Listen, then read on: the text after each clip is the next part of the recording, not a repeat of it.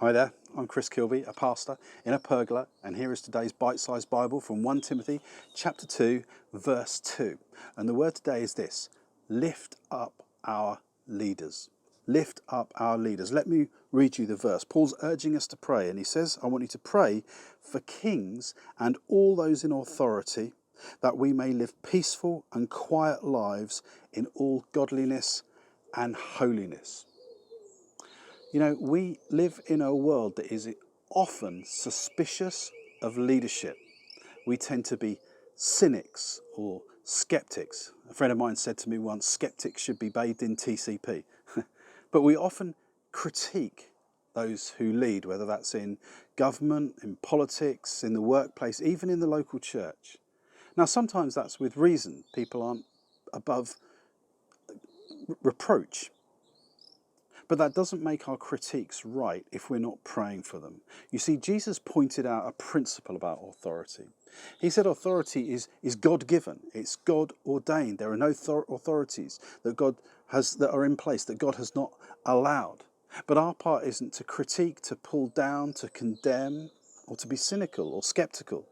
Our part as believers is to pray for those in authority.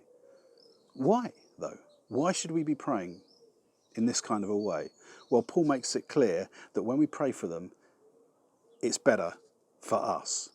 If we're praying for them and God is leading them, then what we see is life goes well.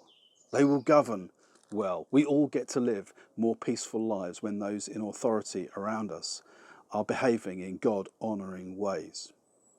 See, when leaders fall and fail, whole communities around them can fall and fail. Even nations can fail in their wake.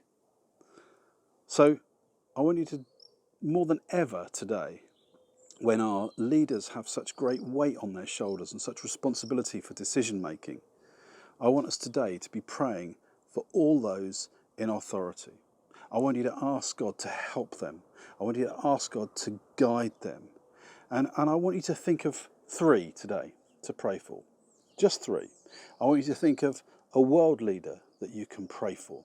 I want you to think of a leader in your city or your neighbourhood that you can pray for. And I want you to think of a leader in your church setting that you can pray for. Because Paul's encouragement to us here is to lift up our leaders.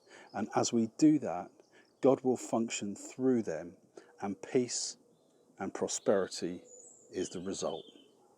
I'm Chris Kilby, a pastor in a pergola, and that's today's bite-sized Bible from 1 Timothy chapter 2, verse 2.